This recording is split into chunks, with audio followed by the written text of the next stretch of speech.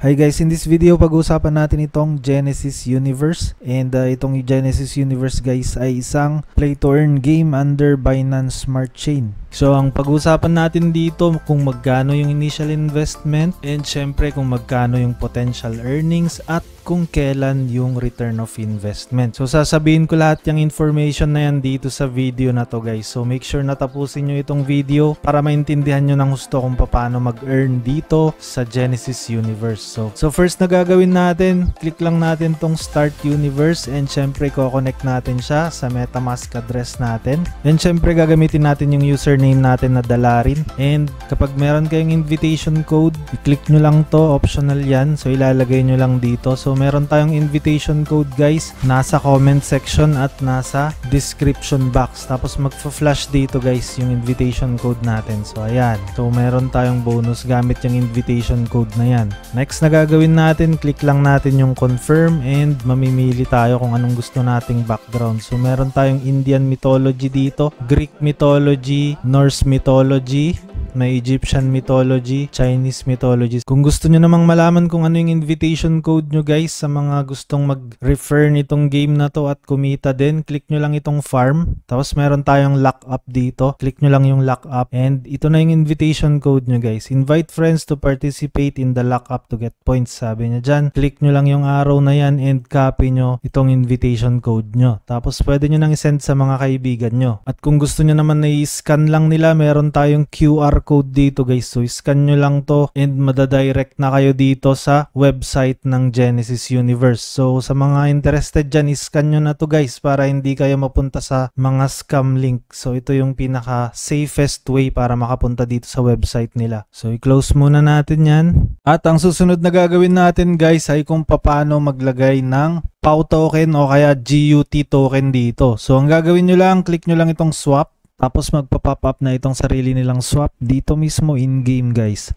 And kung makikita nyo dito, click natin itong drop down, makikita nyo dito yung mga currency na pwede natin gamitin. So number 1 is GUT token, BNB, WBNB, yung POW token nila, tsaka yung USDT. So example natin guys, itong USDT, click lang natin itong nasa gitna para tumaas yung USDT at bumaba yung GUT kung bibili tayo ng GUT. Tapos next na gagawin natin, click natin to, $1 na equivalent ng $1 guys ay 15.6 na GUT token. So pag makikita nyo dito, pwede din nating piliin yung POW token para makita nyo kung magkano yung presyo ng POW token ngayon. So $1 is equivalent to 1,115.36 na POW token. Andito sa baba guys yung details niya, makikita nyo dyan. 1 USDT is equivalent to 1,115.36 POW. Minimum receive natin is 1,109 kasi meron siyang tax and price impact niya is 0.01%.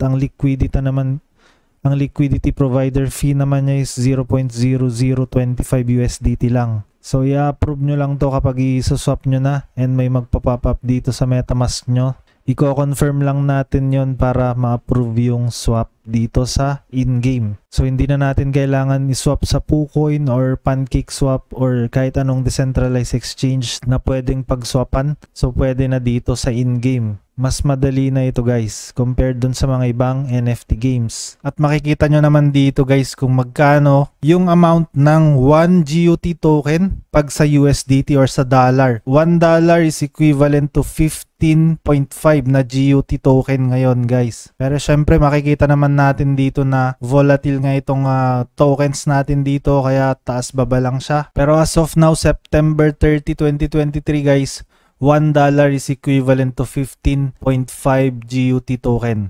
Regarding minting naman guys, ang gagawin nyo kapag gusto nyong mag-mint ay kiklik nyo lang itong NFT workshop. So click natin yung NFT workshop, click natin itong NFT minting, tapos ikiklik naman natin ngayon yung kung limited edition cards ba ang imimint nyo or itong game cards. Ito yung game cards na ginagamit sa PvP tsaka sa PvE. So i-click nyo lang yan guys. Tapos susunod na gagawin natin ay i-click natin itong mint para makapag-mint na tayo ng mga characters natin dito. So ang presyo 299 GUT. Para malaman nyo naman kung magkano yung 299 na GUT, punta lang kayo dito guys sa website na to, PooCoin. So ito yung PooCoin, lalagay lang natin dito GUT, tapos lalabas na yung Genesis Universe token. So i-click lang natin yan, tapos i-click natin yung trade, and pupunta tayo sa USDT. So ang 299 naman na GUT token ay $19.16. So yan yung presyo ng isang NFT nila dito guys. So balik ulit tayo dito sa game at so i-click natin yan at makikita nyo dito guys kung magkano yung presyo ng isang limited edition na card. So 35 USDT siya guys. Tapos yung maganda pala dito guys, diretso na yung mga tokens nyo sa MetaMask. For example, itong GUT token, kapag meron kayong 6,537 sa MetaMask nyo, makikita nyo na siya dito. So hindi nyo na kailangan i-send dito sa game yung token nyo. Katulad na lang ng BNB natin guys. So makikita nyo dyan, BNB, click yung laman ng MetaMask ko na BNB is 0.13. So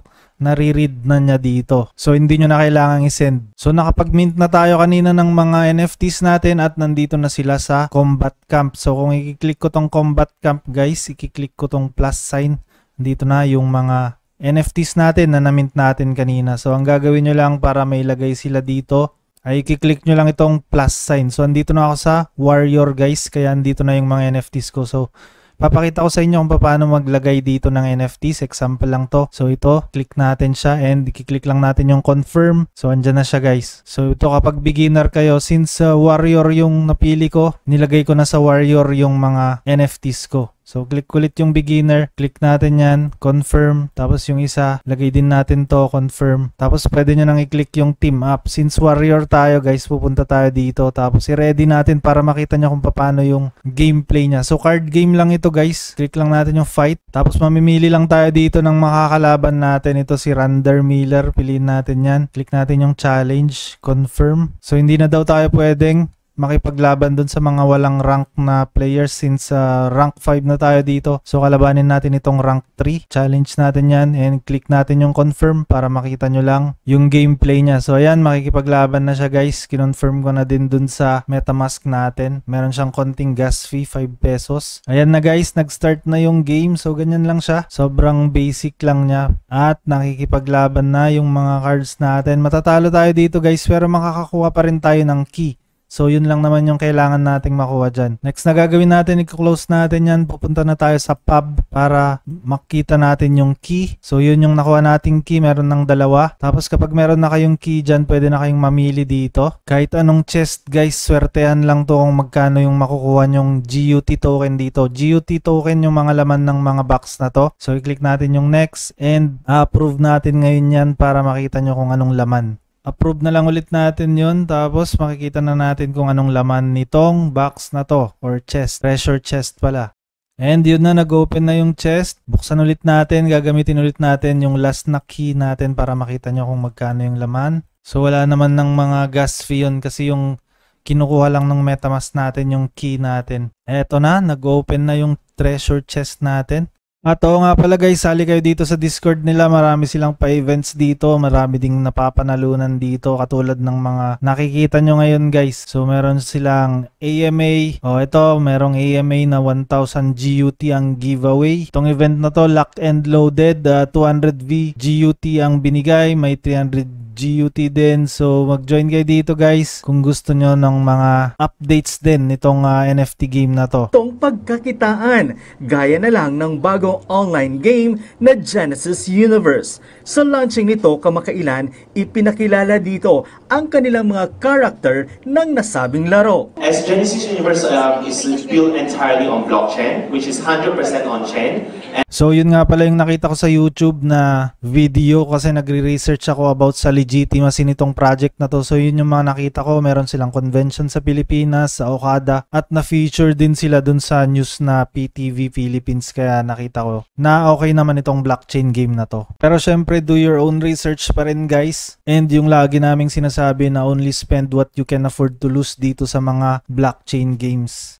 So ipapakita ko naman sa inyo guys kung anong silbi ng mga limited edition cards. Punta lang ulit tayo dun sa Royal City, click lang natin yan, and click natin tong collection buff, click natin yung plus sign, tapos pipiliin natin itong excellence na card buff natin. Click lang natin yan, So magkakaroon tayo ngayon ng 3% evasion. So ilalagay ko lang lahat guys dun sa mga slots itong mga cards natin para ipapakita ko yung effect niya dun sa battle. Ito, tingnan nyo to guys, may plus 4% tayo. So yan yung pipiliin natin, confirm lock. At yan, makikita na natin dito sa baba guys, may 4% damage na siya, tsaka 3% evasion. Yung isang penguin natin, since may kamukha siya, hindi na natin siya may ilalagay. So babalik na tayo dito guys sa combat camp. Makikita nyo na dito yung effect ng buff na nilagay natin. And ito, kung makikita nyo dito, 4% damage, 0 yung defense kasi wala tayong defense na nilagay. And ito, 3% na evasion.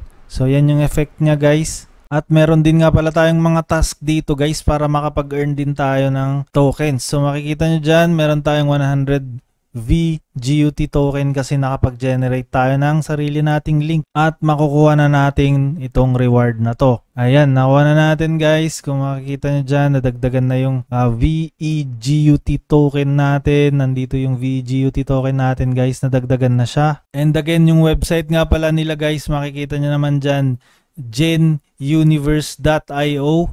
Yan yung pupuntahan yung website kasi may mga kumokopya dito sa game na to guys. Kaya kung ako sa inyo, nyo na lang yung link sa description box para hindi kayo mapunta sa kung ano-anong website guys. So yan yung website nila, Gen Universe guys. At pag-usapan naman natin itong pool. Kung makikita nyo dito guys, click nyo lang yung join now. Paano mag-collect ng points, invite friends lang, tapos yung referral mag-perform ng GUT lockup, then you can earn honorary points. So mag-invite lang kayo ng friends nyo. So kapag meron na tayong points, ang gagawin nyo lang, click nyo yung stake and i-stake nyo dito yung points nyo at makikita naman natin dito kung magkano yung rewards na makukuha natin kapag nag-i-stake tayo ng points. So sa mga gustong mag-earn pa ng mas marami, mas okay kapag i-try nyo din i-share ito sa mga kaibigan nyo guys. At sa mga gusto namang sumali dito sa ambassador program nila, click nyo lang yan and makikita nyo na dito yung mga rewards kung isa na kayong ambassador dito.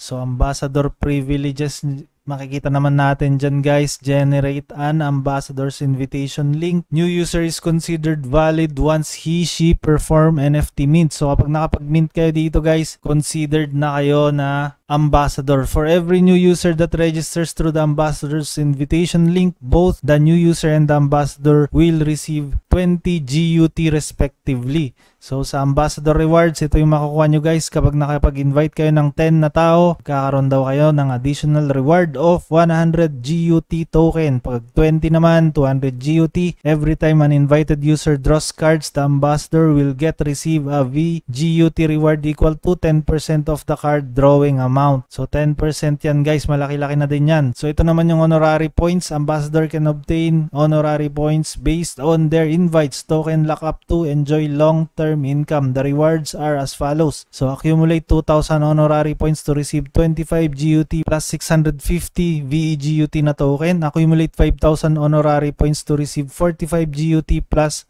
1,025 na VEGUT token.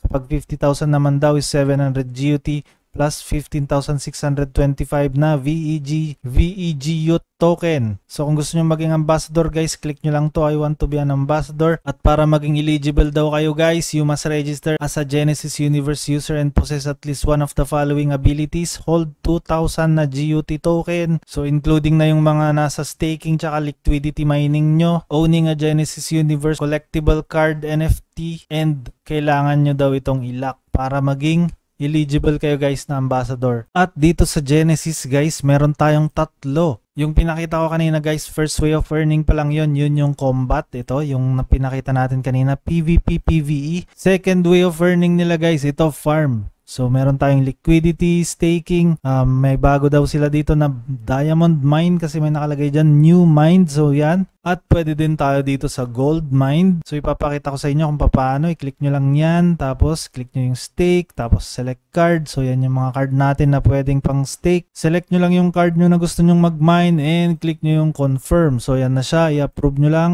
At meron lang naman siyang konting BNB guys. So i-click lang natin itong approve. Tapos pag na-approve ng ganyan, mapupunta na siya dun sa mining. So madadagdagan na yung hash rate natin. So i-confirm natin yan para ma-stake. And yan na guys, staking na siya. At ayun, na-stake na nga siya guys. So yung hash rate provided natin dito is nandito na sa right side. So 296.6 na siya guys. And wag kayong magalala, meron naman tayong option dito para i-unstake yun kung sakali. Click nyo lang yung unstake, click nyo yung nakastake na card, yan. Tapos i-confirm nyo lang. Tapos babalik na ulit siya dun guys. So i-close na muna natin tong gold mine. Punta naman tayo sa new quarry. So itong new quarry naman guys, makikita nyo dyan. Meron na tayong 54.5 na pwedeng hash rate. So dito sa new quarry guys, ang marireceive natin ay yan, POW token. So ganyan lang naman guys yung mga mining nitong game na to. And third way of earning guys, itong liquidity staking. So click nyo yung liquidity staking, makikita nyo na dito kung magkano yung APR nyo.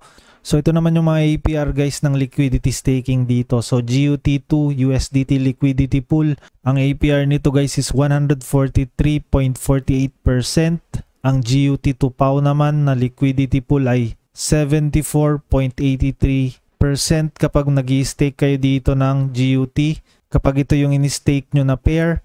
At syempre yung diniscuss natin kanina guys na honorary points andito din and yung ratio niya andito din. So yun guys yung 3 ways of earning dito sa Genesis Universe na NFT game. At sa lahat nga pala ng gagamit ng invitation link na to or ang QR code na to, kailangan nyong i-complete guys yung task na pinakita ko kanina para ma-receive nyo yung free na 20 GUT token. At may marireceive din akong 20 GUT token kapag nagawa nyo yan. And weekly tabulation yung invites natin. Ang example nito ay kapag nakapag-invite ako ng 10 tao this week, sa following week na Wednesday, so every Wednesday yun, i-distribute nila yung reward sa atin. At sa mga gumamit din ng link na to, meron tayong raffle for 2 winners. Kaya mag-register kayo guys gamit itong referral code natin. Mag-join kayo dun sa Telegram group ng Genesis. Tapos mag-join na din kayo dun sa Discord group ng Genesis. And lastly, mag-comment kayo dyan sa comment section ng task done para alam ko kung sino yung mga isasali natin sa raffle for 2 winners. Bali, sasali kayo dun sa Telegram group natin kasi dun tayo magla-live sa pag-raffle natin. At yung Telegram group natin nasa description box yung link at lahat na din ng link ng Genesis Universe guys, like yung Telegram nila, yung Discord nila, website nila, ilalagay ko din lahat sa description box. So i-check nyo na lang yun guys. At meron din nga pala silang sariling swap dito guys. Kung mapapansin nyo, pwede na kayong mag-swap dito from GUT to USDT or vice versa. Kung makikita nyo dyan, pwede nyo siyang baliktarin. So meron siyang in-game na swap. Hindi nyo na kailangan pumunta sa mga decentralized exchange para mag-swap ng tokens nyo. Sa mga nag-mint naman tapos ayaw na nila yung cards nila or hindi na nila ginagamit, pwede nyo siyang i-burn guys dito. May NFT burning tayo dito sa NFT workshop. So click nyo lang yung NFT workshop, click NFT burning, put in-game cards. So pwede tayong mag-put dito ng walang silbing card yung gusto nyong i-burn para makakuha kayo ng GUT token guys. Katulad nito, 30 GUT token yung makukuha natin dyan kay Hermes. At try natin itong medyo mas mataas na rarity. Confirm. So 328 guys na GUT token. So ROI na tayo dyan sa card na yan guys kung tutuusin kasi magkano lang naman yung bili natin dyan.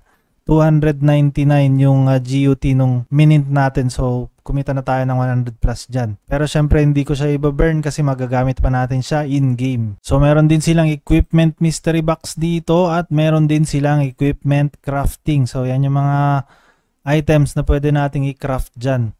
May armor, may arms crafting, tsaka divine artifact crafting.